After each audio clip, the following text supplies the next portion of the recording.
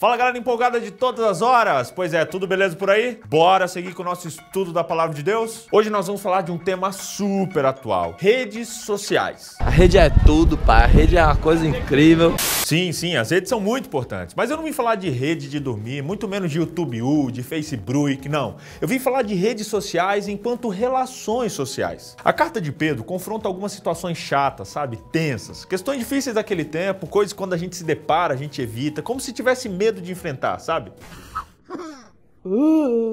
Quer um exemplo? Como o cristão deveria suportar um governo opressivo e corrupto como o do Brasil, quer dizer, como o Império Romano pagão daquela época? Como os escravos cristãos deveriam reagir à escravidão? Como as esposas e esposos devem se relacionar, especialmente quando não são da mesma religião? E como cristãos devem lidar com assuntos sociais e políticos que interferem na sua liberdade religiosa? Assunto massa, né?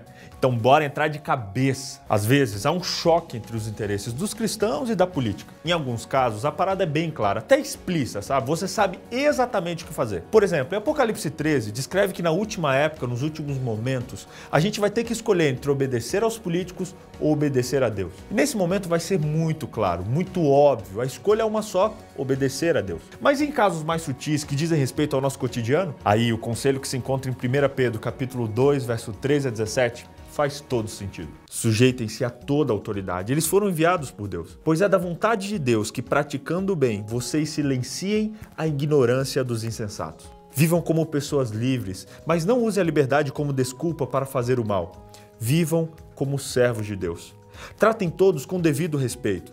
Amem os irmãos, temam a Deus e honrem ao Rei. Eu sei, é bizarro, a Bíblia realmente fala sobre isso. É claro que o contexto histórico não é o mesmo, mas tudo aqui é aproveitável nos dias de hoje. Na época, as crueldades do Império Romano assolavam geral.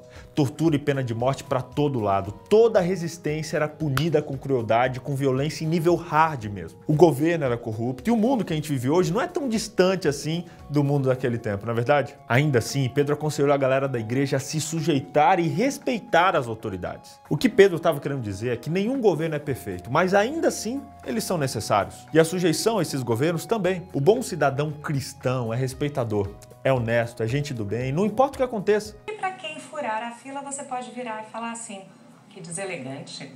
Pedro fala também da relação que os escravos deveriam ter com seus senhores. Ele diz, escravos, sujeitem-se aos seus senhores com todo respeito, não apenas aos bons e amáveis, mas também aos maus. Ou seja, embora Pedro fosse firmemente contra a escravidão, ele mostra que sofrer em nome de Cristo é um privilégio. E mesmo os escravos deveriam se submeter aos seus senhores, inclusive aos maus, com respeito, bondade e amor. Essa é a lógica do reino, meu irmão.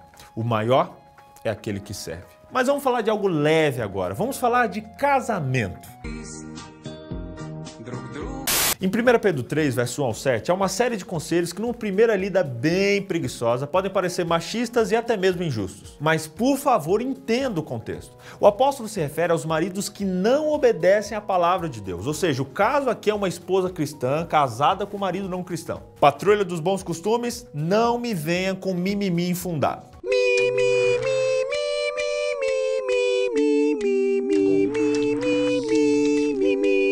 O jugo desigual não é novidade, é coisa que acontece mesmo.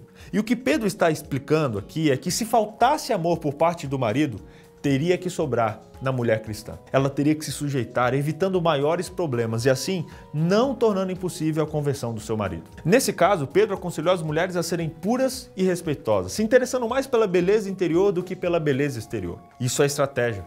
Estratégia para exercer missão dentro de um lar com jugo desigual. De maneira alguma que Pedro estimula o marido a maltratar ou abusar da esposa. Não. No verso 7 ele diz: do mesmo modo, vocês, maridos, sejam sábios no convívio com as mulheres e tratem-nas com honra, como parte mais frágil e coerdeiras do dom da graça da vida, de forma que não sejam interrompidas as suas orações. Eu não sou obrigada a nada, a nada. É como já dizia minha avó, respeito é bom e conserva os dentes. Pedro fala de muitas coisas que outro apóstolo também fala. Paulo exortou geral a se sujeitar às autoridades. Paulo também fala sobre mulheres casadas com descrentes.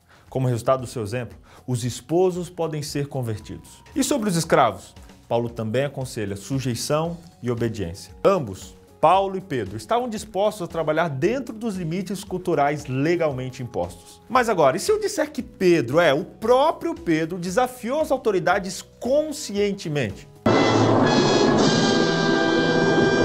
O sucesso estrondoso da igreja cristã resultou na prisão de Pedro, pois é o nosso Pedro e de João. E aí eles foram interrogados pelos governantes, pelos anciãos, pessoal chato daquela época, e depois eles foram soltos, mas com um aviso muito explícito: deveriam abandonar a pregação do evangelho. E aí, o que aconteceu?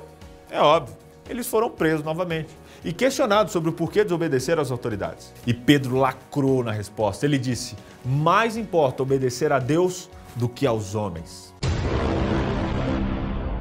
Pedro não estava sendo hipócrita, dizendo A e fazendo B. Até chegar nesse ponto crítico, os cristãos devem se sujeitar e apoiar o governo. Devemos obedecer às autoridades, mas ainda mais a Deus, que é a maior autoridade. Quando essas autoridades conflitarem, a autoridade maior prevalece. Resumindo então, primeiro, seja um cristão exemplar. Segundo, seja um esposo e uma esposa exemplar. E terceiro, seja um filho de Deus, fiel e exemplar.